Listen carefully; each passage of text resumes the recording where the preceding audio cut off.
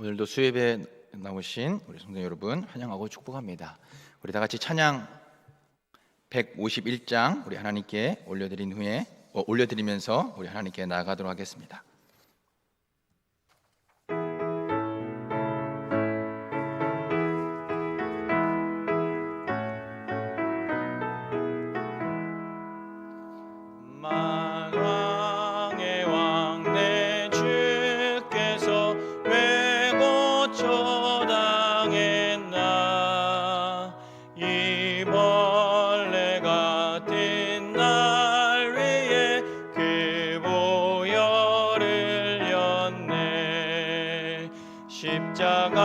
십자가 내가 처음 볼 때에 나의 맘에 큰 고통 사라져 오늘 믿고서 내는 밝았네 참 내 기쁨 영원하도다.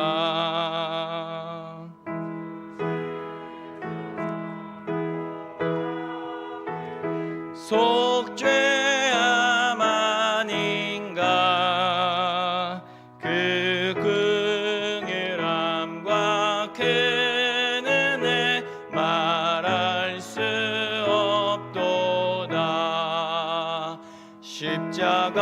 십자가 내가 처음 볼 때에 나의 맘에 큰 고통 사라져 오늘 믿고서 내는 밝았네 참 내 기쁨 영원하도다. 늘 흘러도 그 큰 은혜 다 갚을 수 없네. 나 주님께 몸 바쳐서 주의 일 힘쓰리. 십자가 내가 처음 볼 때에 나의 맘에 큰 고통 사라져 오늘 믿고서 내는 밝았네 참 내 기쁨 영원하도다. 아멘. 우리 다 같이 묵상기도 하나님께 올려드리면서 우리 수요일 밤 예배를 하나님께 올려드리겠습니다.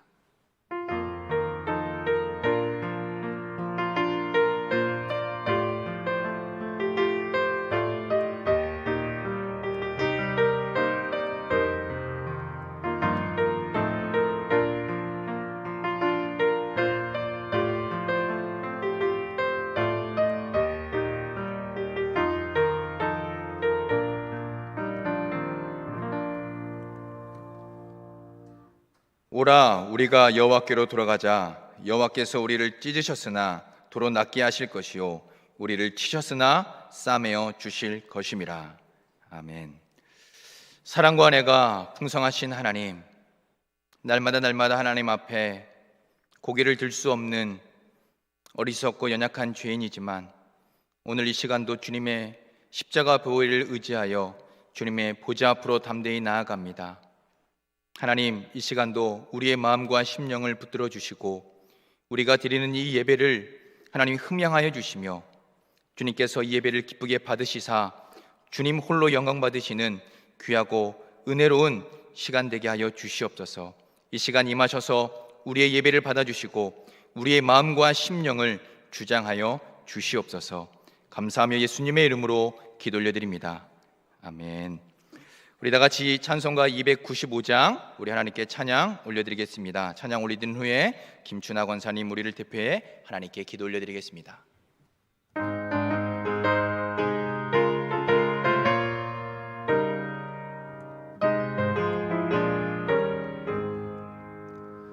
큰 죄에 빠진 나를 주 예수 건지사 그 넓은 품에 다시 품으신 은혜는 저 바다보다 깊고 저 하늘보다 높다. 그 사랑 영원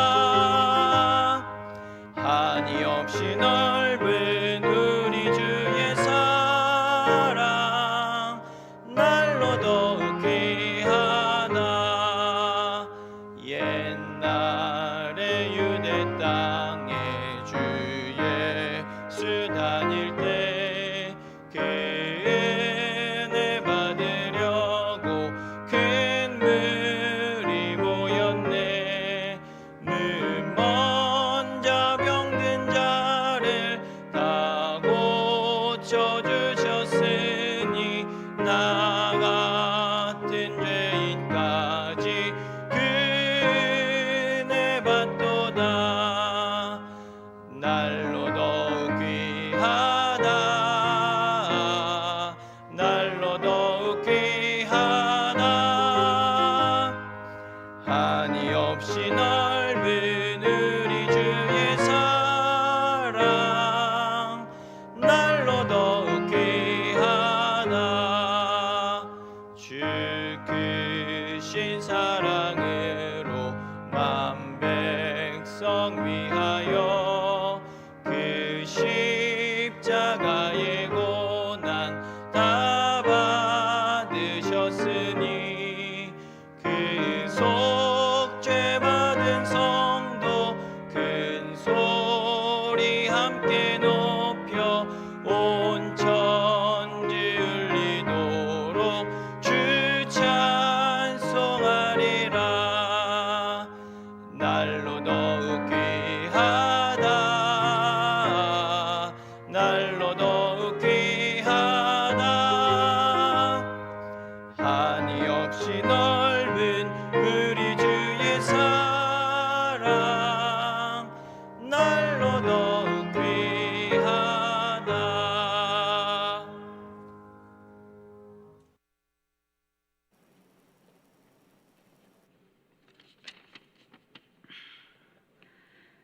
하나님은 영이시니 예배하는 자가 영과 진리로 예배할지니라. 전능하신 하나님 아버지, 아버지의 은혜와 사랑을 감사드립니다. 오늘 대면으로 성도님들과 함께 예배 드려오니 참으로 기쁘고 감사합니다. 주님이 부르신 이 자리, 이 예배 드리는 이 순간이 얼마나 귀하고 소중한지요. 목마른 사슴처럼 우리의 영혼이 주를 갈망하나이다.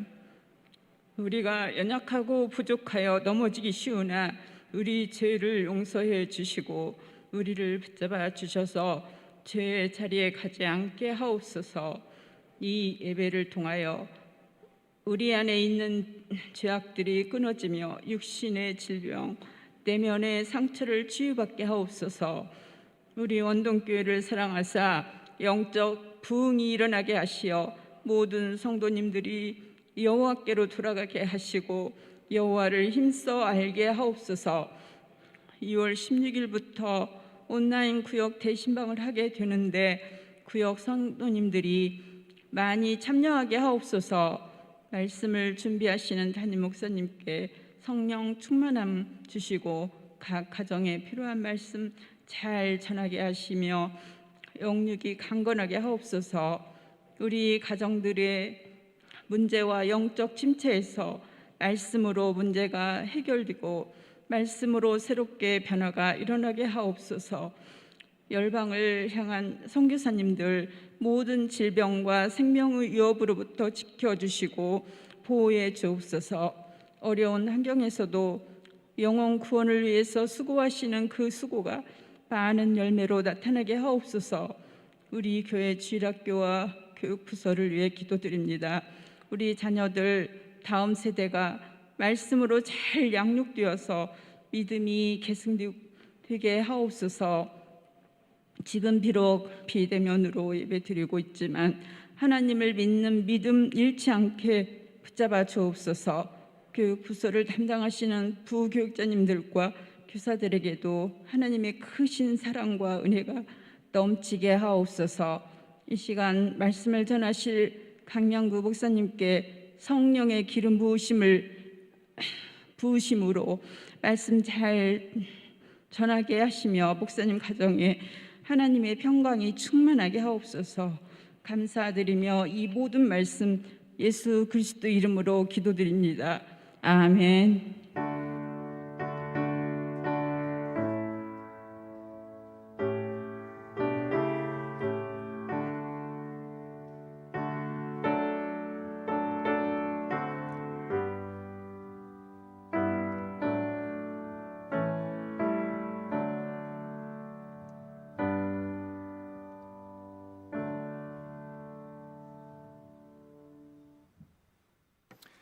교회 소식 전해드리겠습니다. 제가 먼저 우리 성도님들을 축복하도록 하겠습니다. 주님의 은혜와 평강이 늘 함께 하시고 영육간에 강건하시기를 우리 주님의 이름으로 축복합니다. 예배 변경 안내 알려드립니다. 예배 시간이 조금 변경되었습니다. 사회적 거리두기 지침으로 좌석 정원의 10%만 예배에 참석 가능하여 다음과 같이 교구별로 나누어 드립니다. 1부, 2부, 3부로 나눠서 드립니다. 1부는 오전 9시 현장 예배를 드립니다. 1교구부터 4교구까지 드립니다. 2부는 오전 11시 현장과 온라인을 병행하며 9교구, 10교구, 11교구, 12교구가 드립니다. 3부는 오후 1시 현장 예배만 드리며 5교구, 6교구, 7교구, 8교구가 드립니다.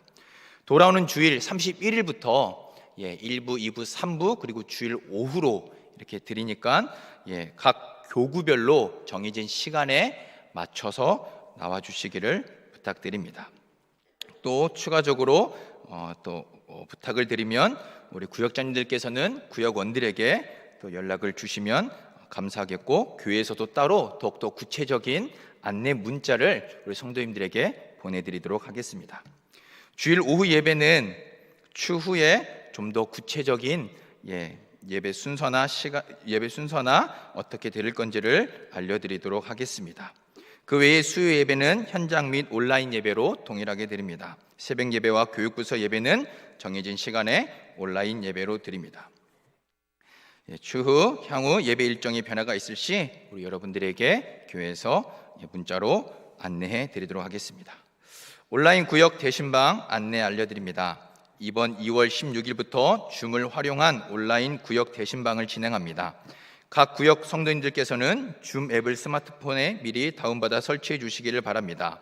혹시 설치에 도움이 필요하신 성도님들은 구역장님에게 연락해 주십시오. 담당 교구 교역자가 필요한 조치를 취하도록 하겠습니다. 또 현장에 나오셨을 때 혹시 어려움이 있으시면 교역자들에게 부탁을 하셔서 줌 어플을 깔아달라고 하시면 담당 교구 교역자가 필요한 조치를 취할 것입니다. 임직식 연기 안내 알려드립니다. 사회적 거리두기 5인 이상 모임 제한으로 인하여 부득이하게 임직식을 2월 27일로 연기합니다. 변경된 일정에 착오 없으시기를 바랍니다. 이것으로 귀의 소식을 마치고 우리 다 같이 하나님의 말씀 보도록 하겠습니다. 우리가 다 같이 은혜 나누실 하나님 말씀은 요한복음 2장 1절에서 11절까지의 말씀입니다. 요한복음 신약성경 2장 1절부터 11절까지의 말씀을 우리 한 절 한 절씩 교독하도록 하겠습니다. 사흘째 되던 날 갈릴리 가나에 혼례가 있어 예수의 어머니도 거기 계시고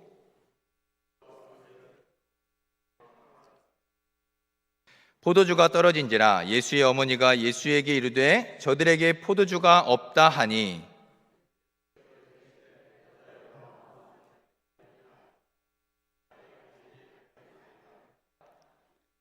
그의 어머니가 하인들에게 이르되 너희에게 무슨 말씀을 하시든지 그대로 하라 하니라.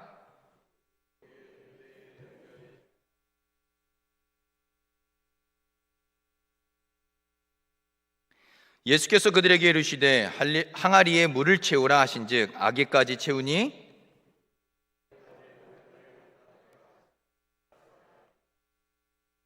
연회장은 물로 된 포도주를 맛보고도 어디서 났는지 알지 못하되 물도온 하인들은 알더라.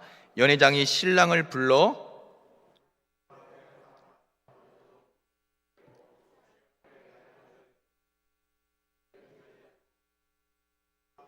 같이 읽겠습니다. 예수께서 이 첫 표적을 갈릴리 가나에서 행하여 그의 영광을 나타내심에 제자들이 그를 믿으니라. 아멘.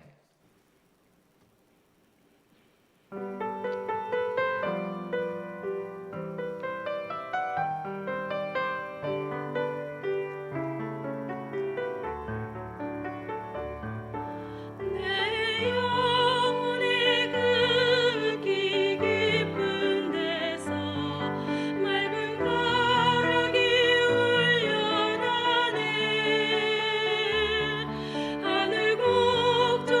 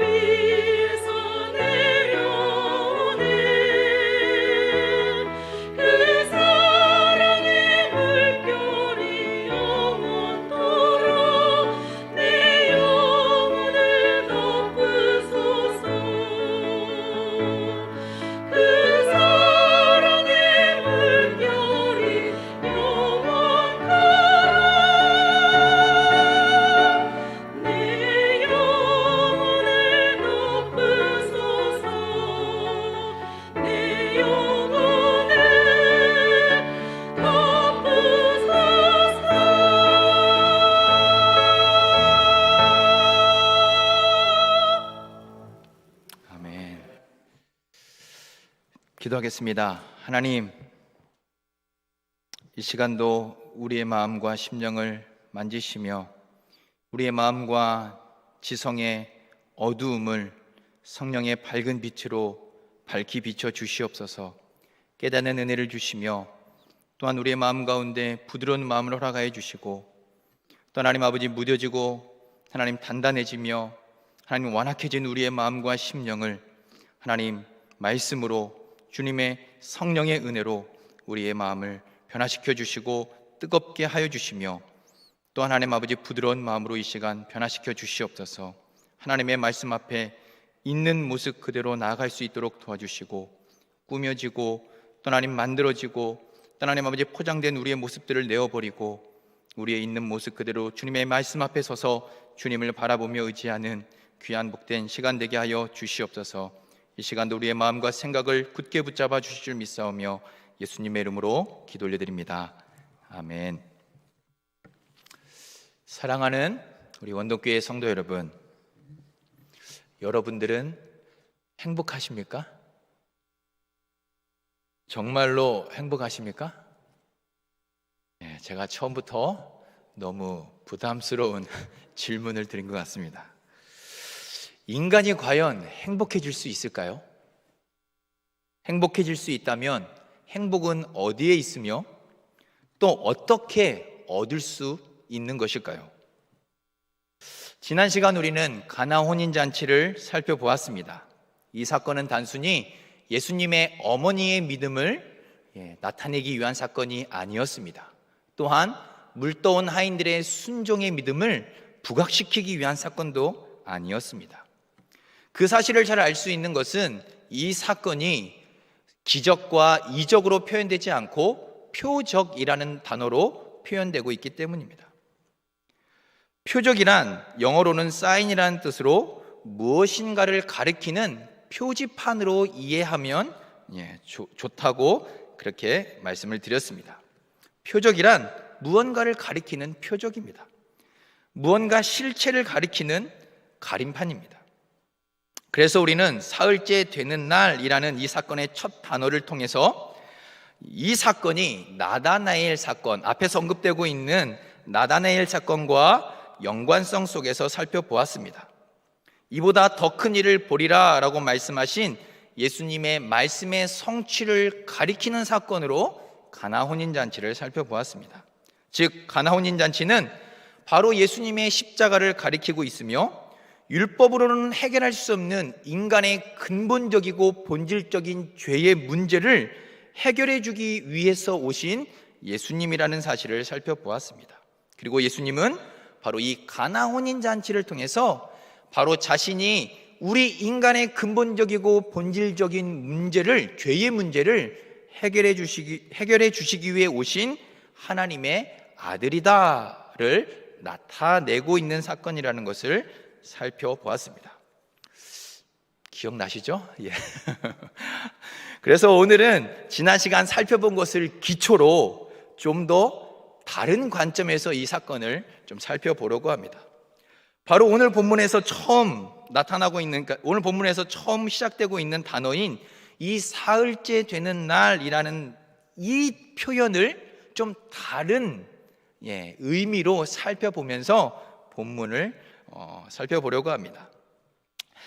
앞에서 잠깐 말씀드렸듯이 이 사흘째 되는 날을 지난 시간은 바로 나다나엘 사건, 바로 앞에 있었던 나다나엘 사건과 연관해서 살펴보았습니다. 바로 1장 43절 이튿날이라는 단어와 연관성 속에서 바로 그 다음에 있었던 사흘째 되는 날 갈릴리 가나에 있었던 사건으로 보았던 것입니다. 그런데 오늘은 이 나다나엘의 사건보다도 더 앞서서 일어났던 사건과 또 그 시간들의 연관성 속에서 이 본문을 바라보려고 합니다. 지난 시간은 1장 43절에 있었던 이튿날과 연관해서 가나 혼인잔치를 살펴보았다면 오늘은 1장 29절에 나오고 있는 이튿날이라는 단어를 이 단어와 연관성 속에서 살펴보려고 합니다. 요한은 1장 29절부터 이튿날이라는 단어를 계속해서 사용하고 있습니다.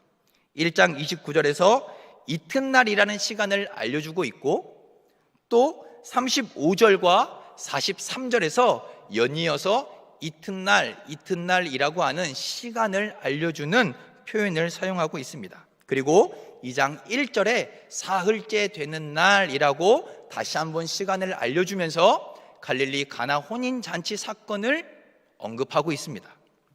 그래서 1장 29절부터 이튿날, 사흘째 되는 날, 이 날들을 쭉 합쳐보면 바로 이 갈릴리 가나 혼인잔치가 며칠 날 이루어진 거냐, 나타내신 사건이냐라고 하면 바로 7일째 되는 날, 이튿날부터 1장 29절부터 시작된 이튿날을 연결해서 보면 바로 사흘째 되는 날은 바로 7일째 되는 날이라는 사실을 깨닫게 됩니다. 지난 시간 이 7이라는 숫자가 가지는 의미심장한 의미를 여러분들 알고 계실 겁니다. 유대인들이 가지는 이 7이라는 숫자, 매우 특별한 숫자입니다. 무엇보다 7은 완벽을 나타내는 숫자로서 하나님께서 천지를 창조하신 창조를 의미하는 숫자입니다. 7일은 바로 하나님이 천지를 조화롭고 아름답게 창조하시고 안식하신 날입니다. 즉 완전하고 완벽한 창조를 이루신 날이 바로 7일입니다. 그런데 갈릴리 가나 혼인잔치가 7일째 되는 날 열린 혼인잔치로서 예수님은 그곳에 계셨고 그곳에서 물을 포도주로 변화시키는 놀라운 표적을 나타내셨습니다. 물에서 완전히 다른 포도주로, 물에서 완전히 다른 무엇인가로 새 창조를 이루어내신 것입니다. 마치 하나님이 천지를 창조하신 것처럼 하나님이신 예수님이 이 땅에 오셔서 새 창조를 이루어내실 것을 표적이니까 보여주고 있는 것입니다. 그렇다면 예수님은 과연 무엇을 위해 새 창조를 이루시는 것일까요? 과연 예수님이 만들어내고 창조하고 계신 이 새 창조는 무엇을 위한 새 창조일까요? 오늘 이것을 살펴보며 은혜를 나누어 보고자 합니다. 여러분들 혹시 결혼식 하면 무엇이 생각나십니까? 혹시 여러분들 마음속에 또 아니면 생각 속에 기억에 남는 결혼식 또는 잊혀지지 않는 결혼식이 있으신가요? 아마 많은 곳에 결혼식을 다니셨고 또 직접 결혼도 하셨기에 혹시 기억에 남는 결혼식이 있다면, 잊지 못할 결혼식이 있다면 어떤 결혼식이 떠오르십니까? 저에게도 잊지 못할 결혼식, 기억에 남는 결혼식이 있습니다. 그것은 바로 저의 결혼식입니다. 저는 2009년 6월 20일 날 결혼했습니다. 그때는 제가 총신 신대원 1학년을 들어가고 한 학기, 그러니까 1학년을 마치자마자 바로 그 주 토요일 날 결혼을 했습니다. 대부분 대학교들이 그렇듯이 이제 마지막 한 주, 방학을 남겨둔 마지막 한 주는 기말고사를 봅니다. 그래서 제가 월요일부터 목요일, 금요일까지 이제 시험을 보고 토요일 날 바로 결혼을 한 겁니다. 한 주 동안 기말고사 시험 때문에 시험 공부를 하느라 몹시 지쳐 있었습니다. 정말 말 그대로 피폐해져서 몰골이 말이 아니었습니다. 가뜩이나 얼굴도 까만데 더 까맣게 피곤해 젖어들었습니다. 뿐만 아니라 그때가 이제 6월이니까 여름인데 태풍이 북상해가지고 토요일 날 새벽부터 엄청난 비와 바람이 몰아쳤습니다. 그 결혼식에 들어오는 하객들이 흠뻑 젖어서 들어왔습니다. 그래서 제 동기들 또 동생들, 형님들은 야, 비가 장난이 아니다. 우산을 써도 바람이 너무 불어서 비를 피할 수가 없었다고 했습니다. 그래서 다들 우스갯소리로 세탁비까지 내라 뭐 이런 얘기도 막 했었는데 정말 환경적으로도 태풍이 북상해서 잊을 수 없는 결혼식이었습니다. 거기다가 정말로 정점을 찍는 사건이 결혼식에서 벌어졌습니다.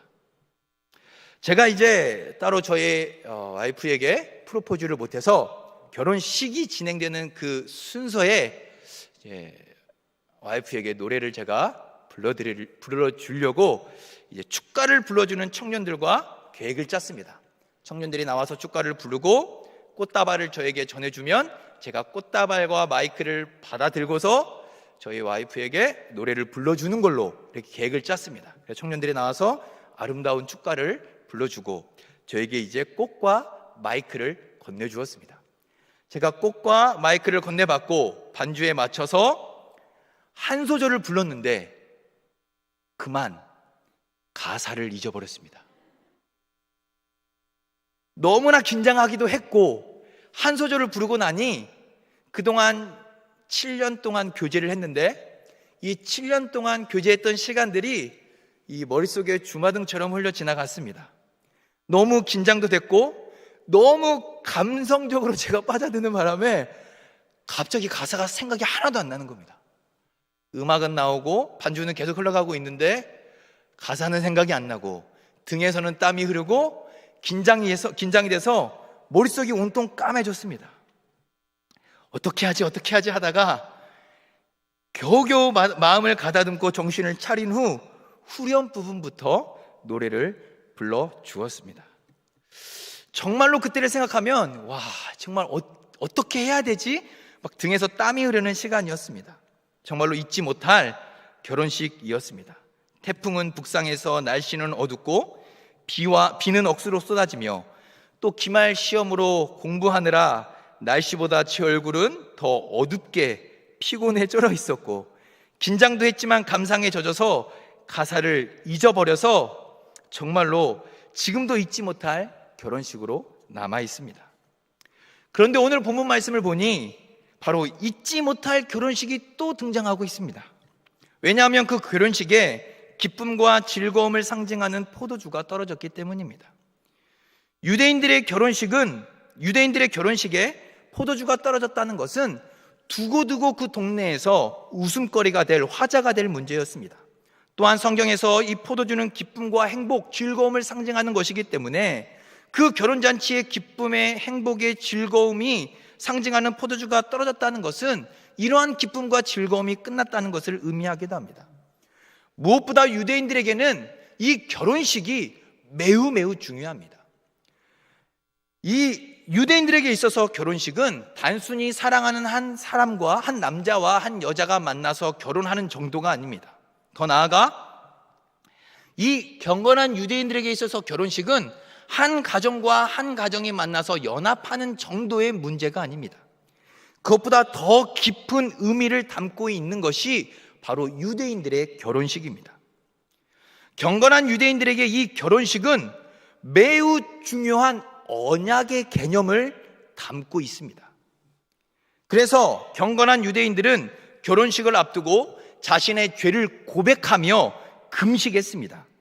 더 나아가 경건한 유대인들은 남편과 아내의 관계를 통해서 하나님과 이스라엘 백성의 언약적 관계를 상징하는 것으로 그렇게 바라보았습니다.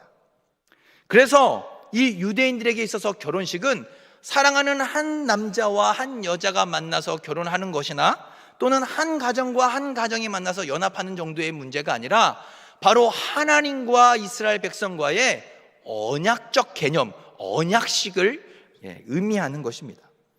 성경을 보아도 성경에서 하나님의 나라를 결혼 잔치로 묘사하는 것들이 많이 나옵니다.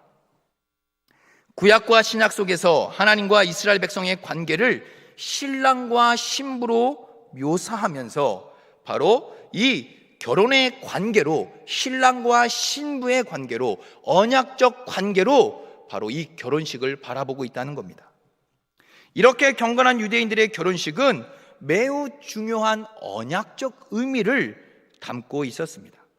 그러니 예수님이 처음 이 표적을 보이신 가나 혼인잔치 사건은 바로 언약적 관계를 보여주는 결혼잔치에서 예수님께서 물을 포도주로 바꾸시는, 새롭게 창조하시는 새 창조의 표적을 보여주신 것입니다. 그렇다면 언약이라는 것이 무엇일까요? 언약. 이 유대인들이 이 결혼 잔치를, 혼인 예식을 언약적 관계로 보고 있는데 과연 이 언약이라는 것이 무엇일까요? 이것이 오늘 본문 속에서 살펴보고자 하는 핵심 내용입니다. 언약이란 하나님이 인간과 만나 교제하시는 방법입니다. 하나님이 언약을 이루어 가시는 방법에는 크게 구약과 신약이 있습니다. 구약은 예수 그리스도가 오실 때까지이며 신약은 예수 그리스도가 오신 후 이루시고 또 장차 이루실 일들에 관한 약속들입니다. 그러나 구약과 신약은 다른 것이 아닙니다. 구약에서는 율법으로 구원에 이르고 신약에서는 은혜로, 복음으로 구원에 이르는 것이 아니라는 겁니다. 구약과 신약은 동일한 구원의 방법으로 통일성 있게 나아갑니다. 많은 분들이 혹시 구약은 율법으로 구원을 얻고 신약은 은혜로, 복음으로 구원을 얻는다고 알고 계신지도 모르겠습니다. 그러나 구약과 신약은 동일한 방법으로 구원의 방법을 말씀하고 있습니다. 이것을 또 이제 얘기하려면 율법을 얘기해야 되는데 이걸 얘기하자면 또 시간이 너무 길어져서 추후에 이제 나중에 좀 더 언약, 이 율법과 언약 관계를 이야기할 기회가 생기면 거기서 율법의 문제를 좀 다루도록 하겠습니다. 오늘은 언약이 무엇인가만을 살펴보고자 합니다. 이 언약이 처음 등장하는 곳이 어딘지 아십니까? 바로 천지창조입니다. 창세기에 바로 이 언약이 나옵니다. 혹시 그러면 창세기 1장부터 3장까지 천지창조의 사건들이 나오는데 이 부분을 읽으시면서, 많이 읽으셨잖아요. 창세기니까 항상 연초에 올해는 꼭 성경 일독 해야지 하면 가장 첫 번째로 여는 게 창세기 1장 1절이기 때문에, 창세기 1장이기 때문에 많이 보셨을 건데 창세기 1장부터 3장까지 읽으시면서 혹시 언약이라는 단어를 보신 적 있으십니까? 언약이라는 단어가 나오나요? 언약이라는 단어는 나오지 않습니다. 창세기 1장부터 3장까지 언약이라는 단어는 나오지 않지만 거기에는 분명히 하나님의 언약이 있습니다. 하나님은 태초에 천지를 창조하셨습니다. 하나님의 기뻐하심에 따라 조화롭고 아름다우며 완벽한 창조를 하셨습니다. 이 세상의 모든 것들을 하나님의 말씀으로 창조하시되 사람은 다른 창조물들과는 다르게 창조하셨습니다. 다른 모든 창조물들은 말씀으로 창조하셨지만 사람은 다른 창조물들과는 다르게, 다른 피조물들과는 다르게 특별하고 아주 존귀하게 창조하셨습니다. 하나님의 형상을 따라 흙으로 빚으시고 그 코에 생기를 불어넣으셨습니다. 그러므로 사람은 이 세상 그 어떤 피조물과도 비교할 수 없는 특별하고 존귀함을 가지고 창조되었습니다. 이 아담은 동물들의 이름을 지어주며 하나님이 만드신 세상을 다스리고 정복하며 관리하는, 말 그대로 에덴 동산의 왕이었습니다. 그렇다면 이렇게 특별하고 존귀하게 창조된 인간은 하나님과 교제가 가능했을까요? 다른 피조물들과는 특별하고 존귀하게 창조되었으니 하나님과 언제든지 교제할 수 있었을까요? 아무리 사람이 다른 모든 피조물들보다 존귀하고 특별하게 창조되었다 할지라도 절대로 하나님과 교제할 수 없습니다. 아무리 인간이 다른 모든 피조물보다 특별하고 존귀하게 창조되었다 할지라도 인간은 창조주 하나님과는 말할 수 없는 간격, 존재의 간격이 있기 때문입니다. 창조주 하나님과 피조물인 인간의 간격은 너무나도 크기에 교제란 불가능합니다. 동물의 경우를 한번 생각해 보도록 하겠습니다. 동물도 사람처럼 생명을 가진 존재입니다. 사람처럼 숨을 쉬고 움직이고 보고 듣습니다. 그러나 동물은 사람과 다릅니다. 왜냐? 동물은 영적이지 않습니다. 하나님을 인식하여 예배할 수가 없습니다.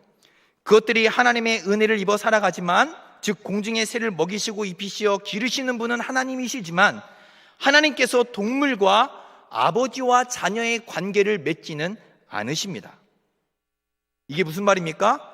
창조자와 피조물의 관계는, 이 동물의 관계는 아직 언약의 관계가 아니라는 뜻입니다.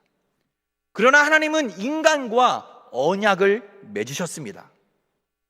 비록 창세기 1장에서 3장까지의 말씀 속에서 언약이라는 단어는 나오고 있지 않지만, 하나님은 에덴 동산 중앙에 생명나무와 선악을 알게 하는 나무를 두시고, 선악을 알게 하는 나무의 열매를 먹지 말라, 내가 먹는 날에는 정령 죽으리라 라고 말씀하셨습니다.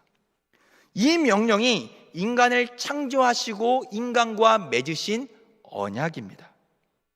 이 생명나무와 선악을 알게 하는 나무를 아담이 볼 때마다, 아, 나는 왕이 아니지, 내가 이 땅에 있는 모든 피조물들, 하나님이 만드신 것들을 다스리고 정복하고 또 관리하지만 나는 왕이 아니야, 나는 하나님이 만드신 피조물이구나를 이제 깨닫게 되는 것입니다. 그 두 나무를 볼 때마다 나는 왕이 아니지, 하나님이 왕이시지. 동시에 하나님이 나에게 이렇게 명령하심으로 언약을 맺으셨지, 저 두 나무의 선악을 알게 하는 나무의 열매를 먹으면 내가 정령 반드시 죽는다라고 하나님이 말씀하셔서 나와 언약을 맺으셨지를 떠올리게 되는 것입니다. 그러므로 창세기 1장부터 3장까지 언약이라는 단어는 나오지 않지만, 하나님은 이 말씀으로, 명령으로 사람과 언약을 맺으시고 사람과 교제를 하기 시작하셨던 것입니다.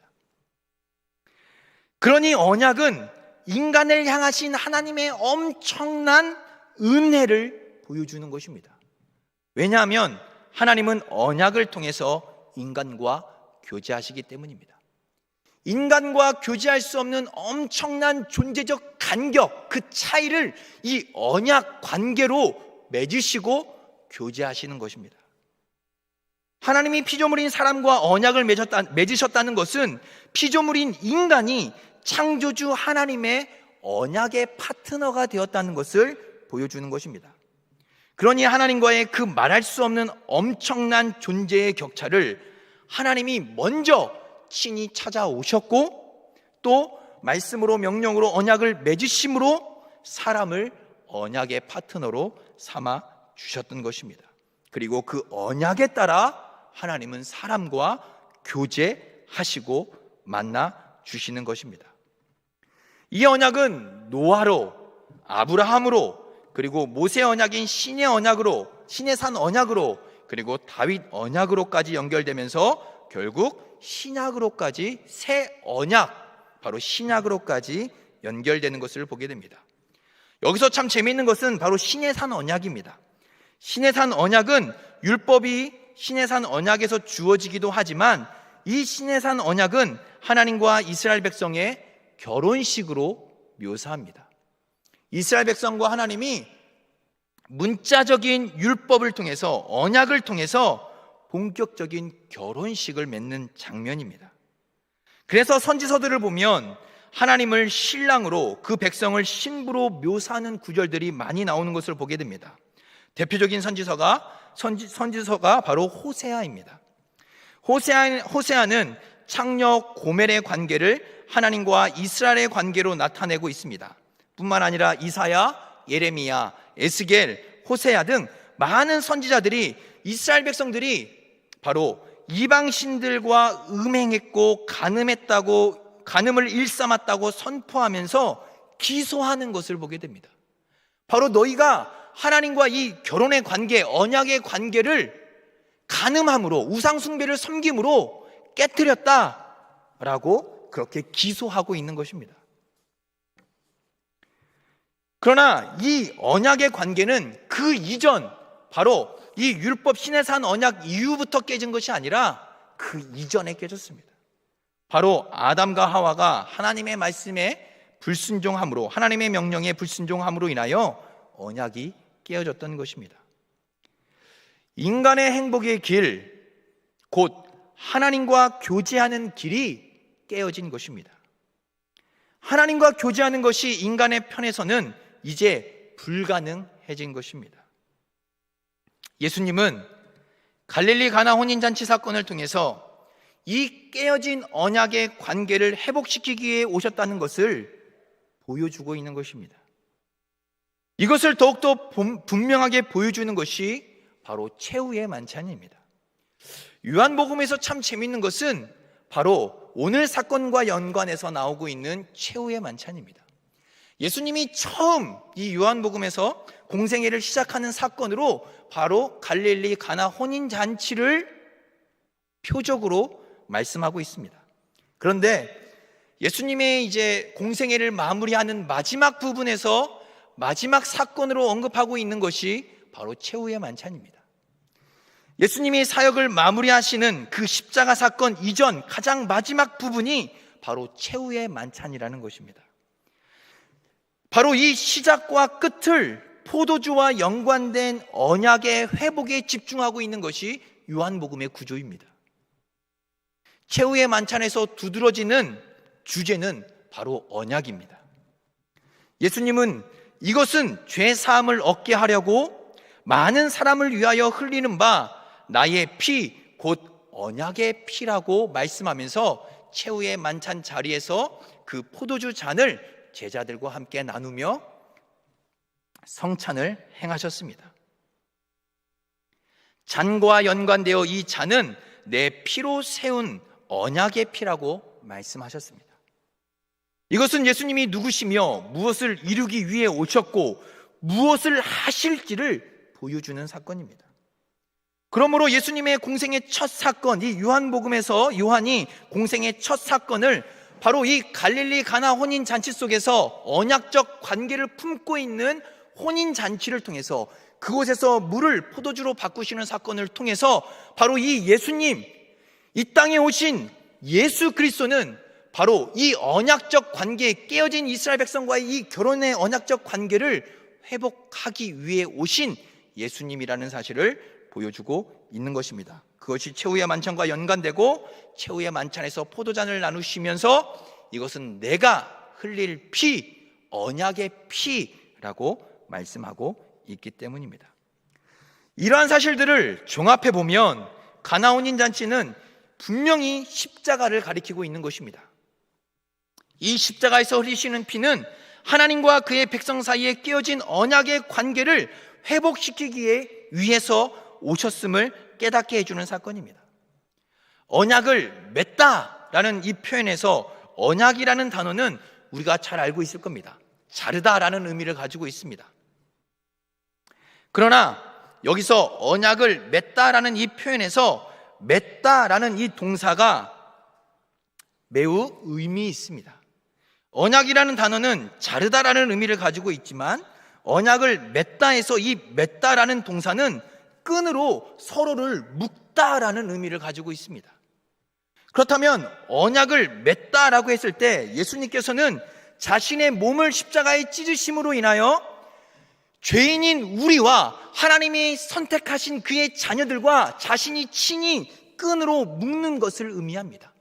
이것은 곧 그리스도와의 연합을 의미하는 것이고 그리스도와 연합, 십자가의 피로 이루어진 언약의 관계는 그 누구도 끊을 수 없는 예수 그리스도의 끈으로 묶여진 관계라는 사실을 보여주고 있는 것입니다. 왜 예수님께서 십자가에서 흘리신 피로 맺으신 이 언약의 관계를, 이 끈을, 언약의 관계의 끈을 끊지 못하는 것일까요? 그 누구도, 그 어떤 것도 예수님께서 친히 자신의 몸을, 죄인의 몸, 우리와 선택하신 그의 자녀들과 끈으로 묶은 끈은 끊을 수 없는데 왜 끊을 수 없는 걸까요? 그것은 바로 성령의 끈으로 묶인 끈이기 때문입니다. 예수님께서는 십자가에서 자신의 몸을 찢어 피를 흘리심으로 맺으신 이 언약을 그 누구도 끊을 수 없다고 로마서에서 말씀합니다. 그것은 바로 예수님께서 죄인인 우리와 하나로 묶으신 이 끈은 성령의 끈으로 묶으신 끈이기에 그 누구도 끊을 수 없으며 그 어떤 것도 끊을 수 없고 그 누구도 예수님과 묶인 그 끈을 떼어낼 수 없음을 말씀해주고 있는 것입니다. 즉 더럽고 추악한 죄인인 우리를 예수님이 자신의 몸을 찢어 그의 피로 언약을 맺으사 그 누구도 뗄 수 없고 그 누구도 끊을 수 없는 성령의 끈으로 우리와 하나로 묶으셨다는 사실입니다. 이 끈은 이제 그 누구도 끊을 수 없습니다. 예수님께서 스스로 그 끈을 끊지 않고서는 그 누구도 그 끈을 끊을 수 없으며 그 누구도 예수님과 묶인 우리를 떼어낼 수 없습니다. 바로 예수님과 은혜의 관계가 맺어진 것입니다. 우리는 우리에게 진정으로 필요한 것이 무엇인지 알지 못합니다. 우리의 즉각적인 문제가 반드시 가장 심각하고 중요한, 그러면서도 진지한 문제는 아닙니다. 우리가 겉으로 드러난 징후들만 관심을 기울이는 까닭은 그것이 우리 눈앞에 드러나 있기 때문입니다. 외로움, 죄책감, 두려움, 우울함, 깨진 관계, 금전 문제, 건강 문제와 같은 것도 분명한 현실이지만 예수 그리스도는 우리 모두가 직면한 좀 더 깊고 심각한 문제를 말씀하시고 또 그러한 문제를 다루십니다. 그분은 세상에서 누리는 행복한 삶이 아니라 영원한 생명, 영원한 행복을 주시기 위해 오셨음을 말씀합니다. 우리는 우리의 죄를 너무나도 가볍고 쉽게 여깁니다. 내가 지은 죄, 우리의 죄로 인하여 어떠한 일이 일어났는지에 대한 깊은 이해가 없습니다. 매일매일 지은 죄니까, 또는 지금까지 그래 왔으니까 너무나도 쉽고 간단하게 우리의 죄를 대하며 또 우리의 죄를 여깁니다. 그러나 우리의 죄는 예수 그리스도의 생명이 아니고서는 용서받을 수 없을 만큼 깊고 무겁고 끔찍한 죄입니다. 창조주 하나님이 오셔서 우리를 그 죄에서 구원해 주시지 않으시면 그 누구도 그 죄에서 우리를 구원할 수 없는 심각하고 깊은 죄 가운데 있던 우리입니다. 이러한 끔찍한 죄인을 하나님이신 예수님이 이 땅에 인간의 몸을 입고 오셔서 십자가에서 자신의 몸을 찢으심으로 우리를 그의 성령의 끈으로 그와 꽁꽁 묶으셨습니다. 그 어떤 것으로도 용서받을 수 없고 해결될 수 없는 인간의 근본적이고 본질적인 죄의 문제를 해결해 주신 것입니다.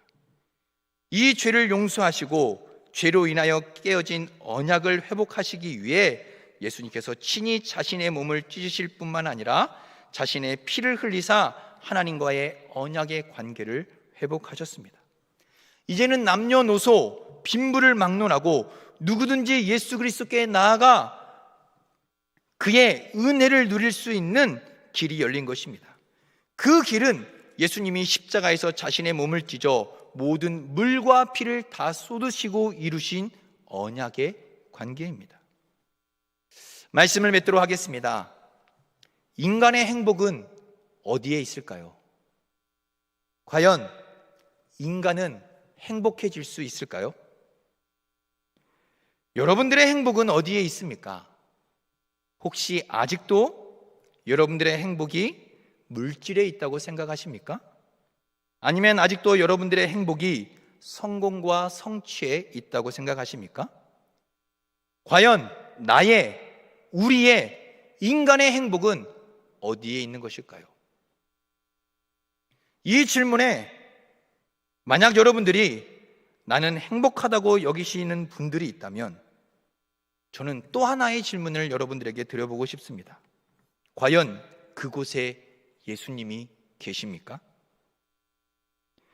여러분들이 행복하다고 이만하면 만족하지라고 여기시는 바로 그곳, 바로 거기에 예수님이 계십니까? 만약 여러분들이 나는 행복한데, 나는 지금 만족해 라고 여기신다면 바로 여러분들이 행복하다고 여기시는 그 삶의 현장, 바로 여러분들의 마음 그곳, 바로 그 행복과 만족을 여기시는 바로 그곳, 그 중심에 예수 그리스도가 계십니까? 만약 예수님이 계시지 않는 행복이라 한다면 그 행복은 어떠한 행복이며 무엇으로부터 주어진 행복입니까? 오늘 우리가 살펴본 말씀과 같이 인간 최고의 행복은 하나님과의 사귐이라고 말씀하고 있습니다. 인간의 모든 불행의 근본은 깨어진 하나님과의 관계 때문입니다. 인간의 모든 본질적인 문제는 인간과 하나님 사이에 막혀진 죄의 담 때문입니다. 그래서 선지서는 하나님으로부터 오는 좋은 것을 바로 죄가 막는도다라고 그렇게 고백하고 있습니다. 예수님께서는 어떤 특별한 답을 알려주시기 위해 이 땅에 오신 것이 아니라 내가 답이다 를 선포하기 위해 오셨습니다. 예수님 자신이 내가 진짜 답이다를 선포하기 위해, 성취하기 위해 오신 것입니다. 그 깨어진 언약의 관계를 다시 회복시키시고 다시 하나님과의 막힌 죄의 담을 허물어 버리기 위해 오셨습니다. 이제 우리가 할 수 있는 것은 무엇이 있을까요? 이러한 언약적 관계를 회복하신 예수님을 위해 우리가 할 수 있는 것은 무엇이 있을까요? 온 마음을 다해 주님을 아버지라고 부르는 것뿐입니다. 우리가 할 수 있는 것은 아무것도 없습니다. 단지 예수님께서 이루어 놓으신 그 언약의 관계 속에서 하나님을 아버지라고 부르며 주님께서 이루어 놓으신 언약의 기쁨을, 행복을, 관계를 회복하며 누리는 것뿐입니다. 내가 하나님 앞에 죄인임을 고백하고 하나님 앞에 은혜를 달라고 진심으로 주님을 부르는 것밖에는 우리가 할 수 있는 것이 아무것도 없다는 사실입니다. 우리가 할 수 있는 것은 아무것도 없습니다. 그저 주님께 우리의 마음속 깊은 곳에 가득 차 있는 이기적이고 자기중심적이고 하나님보다 세상을 향해 나가길 기뻐했던 우리의 죄악을 고백하며 하나님을 아버지로 부르고 은혜를 달라고, 하나님이 죄인에게 은혜를 달라고, 이 갈급한 심령에게 은혜를 달라고 구할 수 있는 것뿐입니다. 그러나 이것은 우리가 할 수 있는 그 어떤 일보다도 우리가 할 수 있는 것들 가운데 최선의 일입니다. 사랑하는 성도 여러분, 다시금 하나님과의 친밀한 관계를 회복하시기를 소망합니다. 다시금 하나님과의 친밀한 관계를 위해서 힘쓰시는 여러분들 되시기를 소망합니다. 어쩌면 그동안 우리는 종교주의에 빠져서 종교적인 의식과 행위만을 일삼았는지도 모릅니다. 종교주의가 아니라 바로 이 근본, 예배의 그 본질, 하나님과의 친밀한 관계를 회복하며 예배를 통해 언약적 관계를 다시금 마음속에 되새기는 이러한 친밀한 관계를 회복해 나가시는 우리 사랑하는 원동교회 성도님들 다 되시기를 축복합니다. 그 은혜의 관계 속에서 참 기쁨과 행복을 누리시며 살아가는 복된 성도님들 다 되시기를 우리 주님의 이름으로 축복합니다. 기도하겠습니다.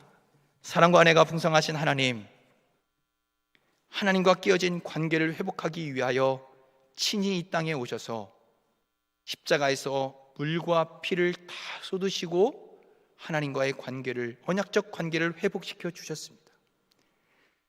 하나님께 나아갈 수 없는 죄인을 우리와 성령의 끈으로 꽁꽁 묶으사 이제는 그 누구도 떼어낼 수 없는 언약적 관계 속으로 우리를 하나님 택하시고 부르셨습니다. 하나님, 이 어렵고 힘든 때에 우리가 할 수 있는 것이 무엇이 있겠습니까? 단지 우리가 할 수 있는 것은 하나님 앞에 우리의 죄악됨을, 우리의 연약함을, 우리의 무지함을, 우리의 이기적인 마음들을, 우리의 자기중심 마음들을 고백하며 죄인임을 고백하는 것뿐입니다. 또한 하나님을 아버지라고 부르며 우리에게 은혜를 주시기를 구할 것뿐입니다. 하나님과의 친밀한 관계를 더 깊이 회복해 나가는 우리 복된 원독교회 성도님들 다 될 수 있도록 은혜를 주시고 힘든 이때에 더욱더 하나님의 풍성하신 은혜로 성도님들의 마음과 심령과 가정과 일터를 주님께서 충만하게 채워 주시고 붙들어 주시옵소서. 감사함 예수님의 이름으로 기도 올려드립니다. 아멘. 우리 시간 다 같이 우물가의 여인처럼 찬양하신 후에 말씀을 생각하며 함께 기도하도록 하겠습니다.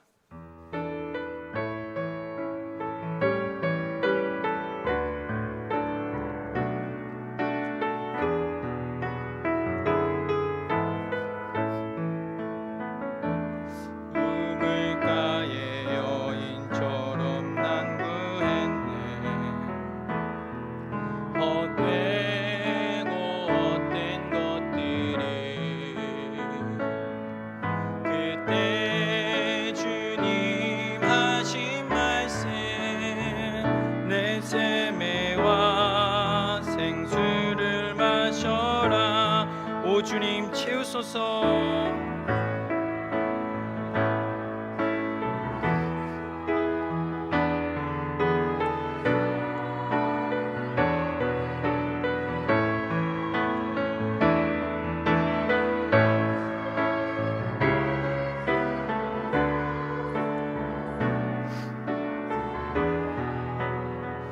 우리 다시 한번 찬양하겠습니다. 우물가의 여인처럼, 우물가의 여인처럼 난 구했네. 헛되고 헛된 것들을 그때 주님 하신 말씀, 내 샘매와 생수를 마셔라. 오 주님 채우소서. 나의 잔을 높이 듭니다. 하늘 양식 내게 채워주소서. 넘치도록 채워. 오 주님 채우소서. 오 주님 채우소서. 나의 잔을 높이 듭니다. 하늘 양식 내게 채워주소서. 넘치도록 우리 마지막으로 다시 한번 고백하겠습니다. 오 주님 채우소서. 채우소서. 나의 잔을 높이 듭니다. 하늘 양식 내게 채워주소서. 넘치도록 채워. 주님은 나의 산성, 주님은 나의 요새. 주님은 나의 산성, 주님은 나의 요새. 주님은 나의 소망, 나의 힘이 되신. 주님은 나의 산성, 주님은 나의 산성, 주님은 나의 요새. 주님은 나의 소망, 나의 힘이. 우리 마지막으로 다시 한번 보겠습니다. 주님은 나의 산성, 주님은 나의 산성, 주님은 나의 요새. 주님은 나의 소망, 나의 힘이 되신 여호와. 이 시간 우리 같이 말씀을 생각하며 함께 기도했으면 좋겠습니다. 혹시 우리가 지금껏 우물가의 여인처럼 헛된 것들을 구하고 구했는지 모르겠습니다. 하나님, 말씀을 통해 하나님, 우리가 정말로 회복하고 구해야 할 것은 하나님과의 친밀한 관계임을 살펴보았습니다. 주님께서 자신의 몸을 찢어 이루신 그 언약적 관계를 회복하셨음에도 우리는 하나님과 친밀한 관계를 회복하기 위하여 애쓰지 않았습니다. 너무나 종교주의에 빠져서 종교적인 행위와 하나님 아버지 피상적인 종교적인 예배만을 드렸는지도 모르겠습니다. 하나님, 이 죄인을 이 마음속 깊은 곳에 깊게 내려앉은 하나님 아버지 어둠의 죄악들을 주님 밝은 빛으로 비춰주시고, 하나님 이 시간 나의 손을 높이 듭니다. 이 시간 나의 마음을 주님을 향하여 높게 올려드립니다. 주님, 은혜를 내려주시옵소서, 은혜를 내려주시옵소서, 은혜를 내려주시옵소서 라고 우리 함께 기도했으면 좋겠습니다. 또한 우리 교회를 위해서 예배는 하나님과의 언약적 관계를 다시금 마음속에 새기며 그 관계를 더욱더 굳게 나가는 것입니다.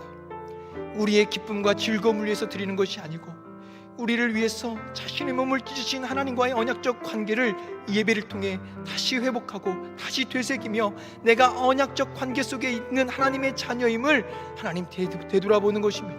하나님, 교회에 하나님 다시 현장 예배가 드려집니다. 예배의 기쁨을 회복시켜 주시고 언약적 관계 속에서 하나님이 주시는 놀라운 은혜를 하나님 맛보는, 하나님 살았고 운동력 있고 생명력 있는 하나님 우리 예배가 될 수 있도록 예배 가운데 임하여 주시옵소서. 사람이 아닌 성령께서, 하나님께서 예배 가운데, 모든 예배 가운데 좌정하셔서 다스리시고 주장하시고 하나님 은혜를 허락하여 주시옵소서.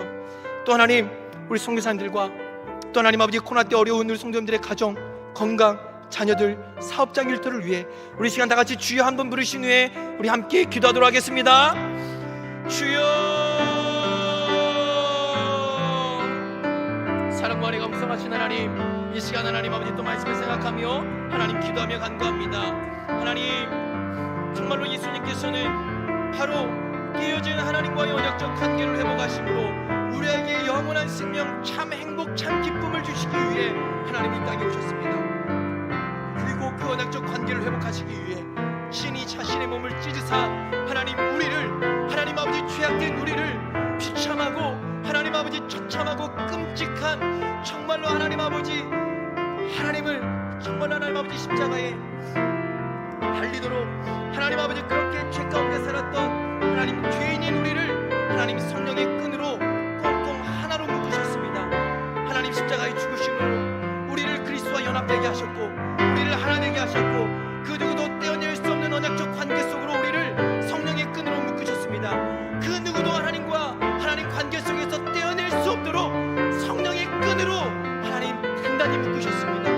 하나님, 이제 우리가 이 언약적 관계 속에서 날마다 기쁨을 누리며 살아갈 수 있도록 도와주시고, 주님께서 자신의 몸을 찢으시사 모든 물과 피를 흘리시고 쏟으시고 이루신 그 언약적 관계 속에서 기쁨과 즐거움을 누리며 살아갈 수 있는 하나님과의 친밀한 관계를 회복하며 나아갈 수 있는 하나님 우리의 믿음과 신앙이 될 수 있도록 도와주시옵소서. 그동안 너무나 비상적으로, 그동안 너무나 하나님 아버지 정말 아버지 보이기식으로 또 하나님과 했던 우리의 믿음의 관계들 속에서 하나님 이제는 진정으로 하나님 아버지의 관계를 회복하고 하나님과의 친밀한 관계를 회복하고 하나님 말씀 속에서도 하나님 친밀한 관계를 회복하기 위해 발버둥치는 우리의 삶이 되게 하여 주시고, 하나님 말씀을 볼 때도, 기도를 할 때도, 또 하나님께 나와 예배를 드릴 때에도 하나님과의 관계의 회복을 위해 하나님 아버지 힘쓰며 살아가는 하나님 우리의 믿음과 신앙과 삶이 될 수 있도록 도와주시고, 우리의 죄악이 얼마나 끔찍하고 깊고 무거운지를 인식하며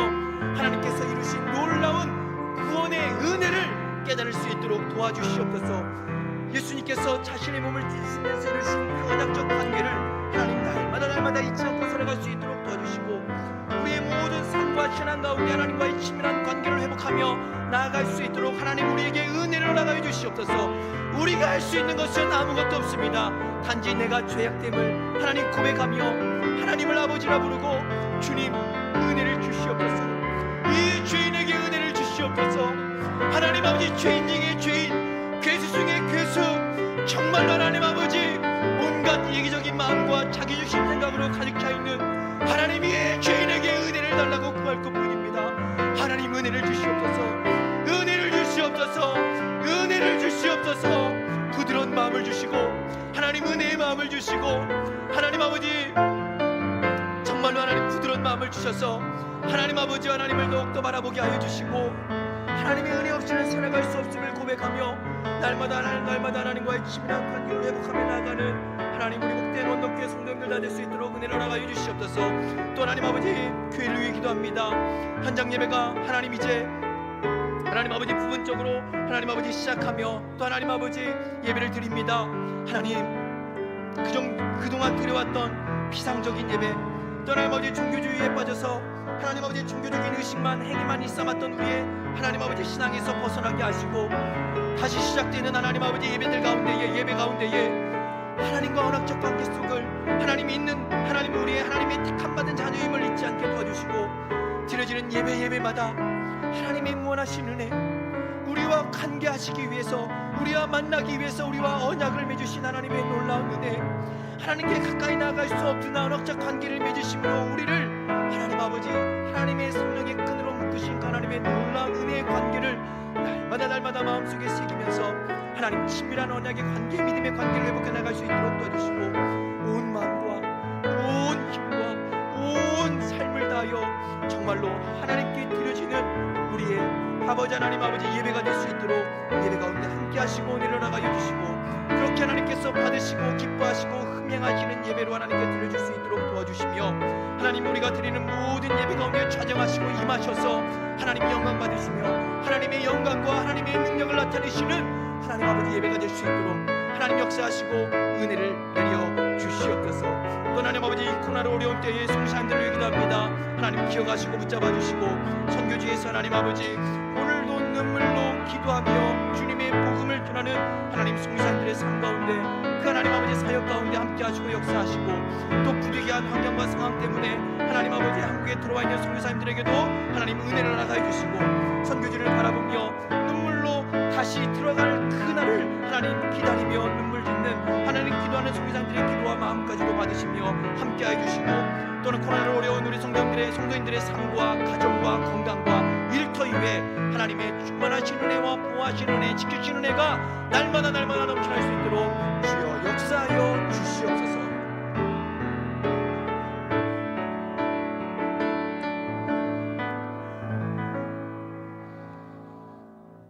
사랑이 많으신 하나님 아버지, 오늘 이 밤에도 하나님께서 예배를 통하여 영광을 받아주심을 감사를 드립니다.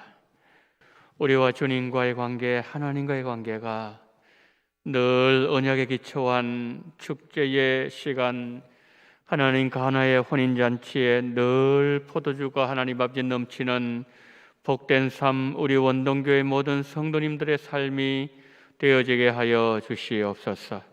하나님, 올 한 해는 여호와께로 우리 모두가 돌아감으로 말미암아 싸매어 주시고 치유하시는 주님을 경험하게 하여 주시옵소서.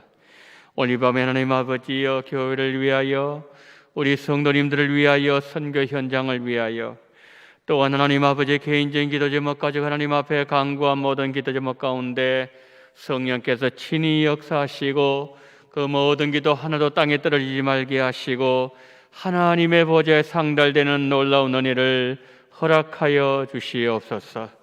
지금은 원동교의 머리가 되시는 우리 구주 예수 그리스도의 은혜와 아버지 하나님의 극진하신 사랑하심과 성령님의 감동, 감화, 위로, 교통, 충만하신 은총이 가나의 혼인잔치와 같이 하나님 날마다 놀라운 새로운 변화가 충만하게 넘치는 하나님과의 언약적 관계가 늘 우리의 삶 속에서 충만하게 넘치기를 간절히 소망하며 고개 숙이신 우리 원동의 모든 성도님들의 머리 위에와 이 나라 이민족 위에 지금부터 영원토록 함께 있을지어다.